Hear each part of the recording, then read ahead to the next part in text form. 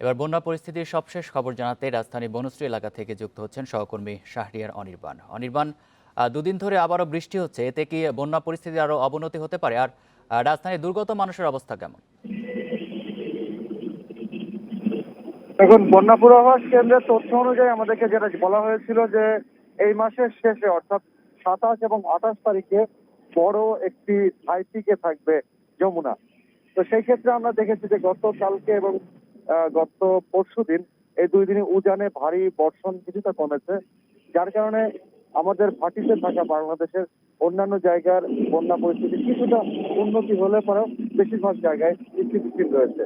ঢাকা শহরে যদি চিত্র আপনাকে দেখাই আপনি নিশ্চয় দেখতে পাবেন যে আমরা এখন আছি বনশ্রী এলাকার মেরাদিয়ার পরে, এটি মেন্দিপুর বলে। তো এটি আর কিছু দূর এগোলে পরেই ড্যামরা আমাদের সামনে। তো এই এলাকা কিন্তু গত 15 দিন ধরে পানিতে একেবারে বলা যায় যে চতুর্দিকে ডুবে আছে। তো এখন গত কয়েকদিন ধরে টানা বৃষ্টি হচ্ছে। ঢাকা শহরে গত 2 দিন বিরতি ছিল, গতকালকে রাত্রে থেকে আবার বৃষ্টি শুরু হয়েছে। পানি কিন্তু এখানে আবার বেড়েছে। বন্যা পূর্বাভাস কেন্দ্র এবং আবহাওয়া অধিদপ্তরের তথ্য, দুই প্রতিষ্ঠানের তথ্য অনুযায়ী যেটা দেখা যাচ্ছে যে আগামী আরো কয়েকটা দিন ভারী বর্ষণের সম্ভাবনা রয়েছে এবং সেই সাথে ঢাকার আশেপাশের নদী অর্থাৎ পদ্মা নদী এবং ড্যামরা পয়েন্টে তুরাগ এবং বালু নদী এবং বংশী নদী এবং এবং ধলেশ্বরী নদী, এই কয়টা নদীর পানি কিন্তু বিপদসীমার উপরে রয়েছে। বিশেষ করে ভাগ্যকুল পয়েন্টে কিন্তু পদ্মার পানি এখনো বিপদসীমার উপরে রয়েছে এবং বন্যা প্রবাস কেন্দ্রের তথ্য অনুযায়ী যে আগামী 2-1 দিনের মধ্যে ঢাকার সব থেকে পুরনো যে নদী বুড়িগঙ্গা নদীও বন্যা প্রবাস কেন্দ্রের তথ্য অনুযায়ী বিপদসীমা অতিক্রম করতে পারে। তো সেই তথ্য যদি সঠিক হয়ে থাকে তাহলে পরে কিন্তু ঢাকার পূর্বাঞ্চল অর্থাৎ পূর্বাংশ দক্ষিণ ঢাকার এটা কিন্তু বিপদে পড়ে যাবে, কারণ এর ভিতরে পানি চলে এসছে এবং এই পানিগুলো কিন্তু স্থানীয়রা বলছেন যে 88-র বন্যা এবং 98 সালের বন্যার সময় তারা এরকম পানি দেখেছে। এবছরে তারা সেই পানিটা দেখছেন এবং এই পানিগুলো কিন্তু স্থায়ী হয়ে যাচ্ছে, পানি বের হওয়ার সুযোগ কম পাচ্ছে, কারণ সমস্ত নদীর পানি বেড়ে যাওয়ার কারণে এই উজানের পানিগুলো কিন্তু বের হতে পারছে না। সব থেকে বেশি ক্ষতিগ্রস্ত হচ্ছে ঢাকার আশেপাশে যারা মৎস্য ব্যবসায়ী, কারণ তাদের প্রচুর মাছের যে খামারগুলো রয়েছে এবং বিশেষ করে বিলের উপরে যেসব মাছ চাষ করা হয় সেই বিলগুলো এখন একেবারে পানিতে টইটুম্বুর হয়ে গেছে এবং সেই মাছগুলো রক্ষা করার জন্য চতুর্দিকে জালের ব্যবস্থা করলে পরেও পানির যে তোর সেই তোর অনুযায়ী কিন্তু জাল সেটা সামাল দিতে পারছে না। এ কারণে মৎস্যজীবী যারা রয়েছেন তারা কিন্তু বেশ বিপাকে রয়েছেন। আর এদিকে আর দুদিন পরে কুরবানি ঈদ, তো সেই কারণে যারা বিস্তীর্ণ এলাকা বা নিচু ভূমিতে যারা বসবাস করেন তারা কিন্তু কেউ আর তাদের নিজের বাড়িতে থাকতে পারছেন না, তারা বেরিয়ে যাচ্ছেন এবং কিছুটা উঁচু জায়গা বা তাদের আর আত্মীয় স্বজন যেখানে থাকে যেখানে নিরাপদ সেখানে তারা চলে যাচ্ছেন। ঢাকার কিন্তু পূর্বাঞ্চল আরো কয়েকদিন ভালো টানা বর্ষণ থেকে পূর্বাঞ্চলের বন্যা পরিস্থিতি কিন্তু ধীরে ধীরে আরো অবনতি হবে।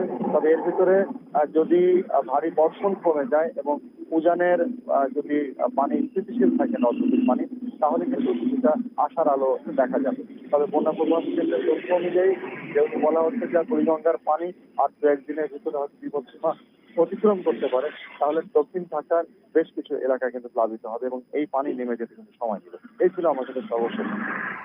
বনশ্রী থেকে জানাচ্ছিলেন সহকর্মী শাহরিয়ার অনির্বাণ। বন্যা পরিস্থিতি নিয়ে জানাতে এবার সাভার থেকে যুক্ত হচ্ছেন সহকর্মী রুবেল আহমেদ। রুবেল, সাভারে কোন কোন এলাকা প্লাবিত হয়েছে আর পানি বাড়লে কি ঝুঁকি বাড়বে?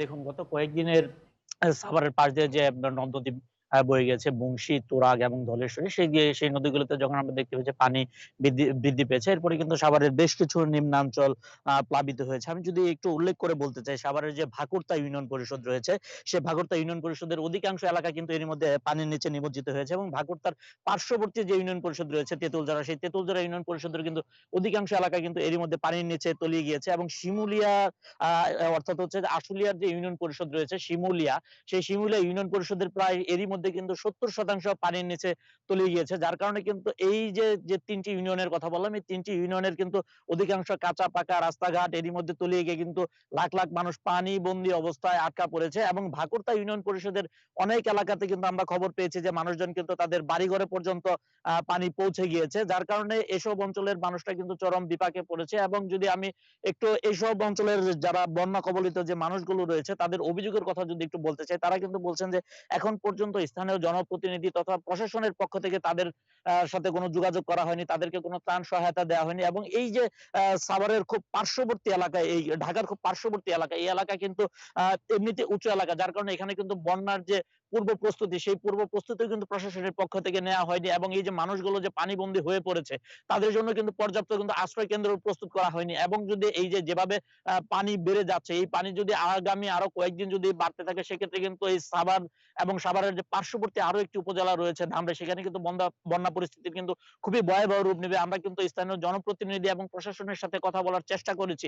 তারা আমাদেরকে যেমনটি জানিয়েছেন, তারা বলছেন যে তারা স্থানীয় যে ইউনিয়ন পরিষদের চেয়ারম্যান গুলো রয়েছে তাদের সাথে কথা বলে তারা এরই মধ্যে একটি তালিকা তৈরি করার চেষ্টা করছেন। তারা মার্ক করেছে কোন কোন এলাকা এরই মধ্যে পানির নিচে তলিয়ে গেছে, সেই এলাকাগুলো তারা চিহ্নিত করে সেসব এলাকাতে কি কি ব্যবস্থা নেওয়া যায় সে ব্যাপারগুলো কিন্তু তারা এরই মধ্যে চিন্তা ভাবনা করছে। এবং এই যে যেহেতু গ্রাম অঞ্চল, যেখানে পানির নিচে এরই মধ্যে অধিকাংশ এলাকা তলিয়ে যাওয়াতে কিন্তু আমরা দেখতে পেয়েছি এখানে বিশুদ্ধ পানির একটি সংকট দেখা দিয়েছে। এবং অনেক এলাকা যেহেতু সাভার একটি শিল্পাঞ্চল, আমরা জানি যে সাভার শিল্পাঞ্চলের অধিকাংশ কলকারখানার পানি কিন্তু এই সাভারের যে নদ নদী রয়েছে সেই নদ নদীতে কিন্তু সরাসরি গিয়ে কলকারখানা থেকে সরাসরি ফেলা হয়, যার কারণে কিন্তু এরই মধ্যে এই যে বন্যার যে পানি, এই পানির সাথে কিন্তু কলকারখানার যে বিষাক্ত পানি রয়েছে সেই পানি কিন্তু মিশে গিয়েছে, যার কারণে যারা এই মুহূর্তে রাস্তাঘাট ডুবে যাওয়ার কারণে এই হাঁটু পানি ভেঙে রাস্তা দিয়ে চলাচল করছে, তারা কিন্তু অনেকেই কিন্তু নানা ধরনের চর্মরোগে আক্রান্ত হচ্ছে বলে স্থানীয়রা আমাদের কাছে দাবি করছেন।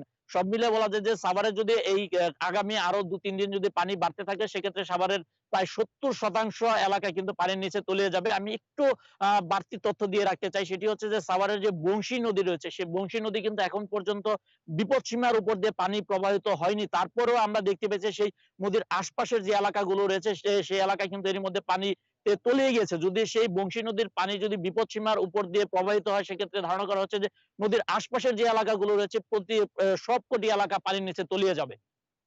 সাভার থেকে জানাচ্ছিলেন সহকর্মী রুবেল আহমেদ। এবারে বন্যা পরিস্থিতির সবশেষ খবর জানাতে রাজধানীর খিলগাঁও থেকে যোগ দিয়েছেন সহকর্মী শাহরিয়ার অনির্বাণ। অনির্বাণ, উত্তরাঞ্চলের ঢাকার এবং আশপাশের নদ নদীর পানি তো বৃদ্ধি অব্যাহত রয়েছে, সেক্ষেত্রে সবশেষ বন্যা পূর্বাভাস কেন্দ্রের পক্ষ থেকে কি বলা হয়েছে? দেখুন, গত মাসের শেষ থেকে যে বন্যা শুরু হয়েছে সেই বন্যা কিন্তু এখনো ধাবমান রয়েছে এবং চলমান রয়েছে। 1 মাস অতিবাহিত হয়ে গেল। আমরা দেখেছি যে উত্তরবঙ্গ থেকে শুরু করে পূর্ববঙ্গ এবং এখন বলা যায় যে মাঝ বাংলাদেশ অর্থাৎ মধ্য বাংলাদেশে এখন বন্যা অবস্থান করছে। ঢাকা কিন্তু ঠিক বাংলাদেশের একেবারে প্রাণকেন্দ্র অর্থাৎ মধ্যে অবস্থান করছে। ঢাকার পূর্বাংশ, সেই পূর্বাংশগুলোর চিত্র যদি আপনাকে দেখাই আমি নিশ্চয় দেখতে পাবেন যে পিছনে যা দেখছেন এটা পুরোপুরি ঢাকা দক্ষিণ সিটি কর্পোরেশনের 75 নম্বর ওয়ার্ড খিলগাঁওয়ের নাগদারপাড় এলাকা। এই এলাকায় সাধারণত নিচু এলাকা, প্রতি বছর বর্ষার সময় এখানে জলাবদ্ধতা তৈরি হয়। কিন্তু এবছরে ব্যতিক্রম হচ্ছে, এই বছরে এই প্রায় 15 দিন ধরে 20 দিন ধরে পানি এখানে জলাবদ্ধ হয়ে আছে। পাশাপাশি উজান থেকে যে নদীর পানি অর্থাৎ ঠিক কাছাকাছি এখান থেকে ড্যামরার কাছে রয়েছে বালু নদী, সেই বালু নদীর পানি এখানে চলে আসছে। স্থানীয়রা আমাদেরকে বলছেন যে গত 1 সপ্তাহ ধরে পানির চাপটা বেড়েছে এবং এলাকার নতুন নতুন এলাকা প্লাবিত করে ফেলছে। স্থানীয়দের সব থেকে বেশি সমস্যা যেটা হচ্ছে সেটা হচ্ছে আসা যাওয়ার যে সড়কগুলো, সে রাস্তাঘাটগুলো ডুবে গেছে এবং বাড়ি ঘরের সামনে, প্রতিটা বাড়ির সামনে আপনি দেখছেন যে নৌকা আছে, এই নৌকায় করেই তারা এখন একমাত্র ডাঙ্গায় আসতে পারছেন। ঢাকা দক্ষিণ সিটি কর্পোরেশনের এরকম চিত্র কিন্তু অনেকদিন পরে এই চিত্রটা দেখা দিচ্ছে। স্থানীয়রা বলছেন যে 98 সালের পর 2007 সালে যে বন্যাটি হয়েছিল সেই বন্যার সময় এরকম পানি তারা চলে এসেছিল, কিন্তু এবছরে বন্যার পানিটা স্থায়ী হয়ে আসছে। কারণ বন্যা পূর্বাভাস কেন্দ্রের তথ্য অনুযায়ী ঢাকার চারপাশে অর্থাৎ লাক্ষা নদী, নারায়ণগঞ্জ পয়েন্টে 2, কালীগঙ্গা নদী তারাঘাট পয়েন্টে 116, বালু নদী ড্যামরা পয়েন্টে 4, তুরাগ নদী মিরপুর পয়েন্টে 8, টঙ্গী পয়েন্টের পানি বিপদসীমার 5 সেন্টিমিটার উপর দিয়ে প্রবাহিত হচ্ছে।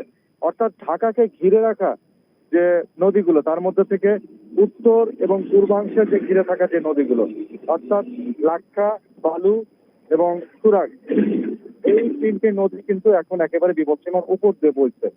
ঢাকার পাশে পদ্মা নদী অর্থাৎ ভাগলপুর পয়েন্ট এবং মাওয়া ঘাটে 119 সেন্টিমিটার উপরে রয়েছে এবং মাওয়া পয়েন্টে রয়েছে 68 সেন্টিমিটার, আর সুরেশ্বর পয়েন্টে পানি বিপদসীমার 8 সেন্টিমিটার উপরে রয়েছে। বন্যা পূর্বাভাস কেন্দ্রের তথ্য অনুযায়ী আগামী 2-1 দিনের মধ্যে ঢাকার সব থেকে পুরনো ঐতিহ্যবাহী নদী বুড়িগঙ্গা নদীও বিপদসীমা অতিক্রম করতে পারে বলে তারা আমাদেরকে জানিয়েছে। অনির্বাণ, নিশ্চয়ই সাথে থাকবেন, আমরা পরবর্তী সংবাদে ফিরবো আপনার কাছে আবারও।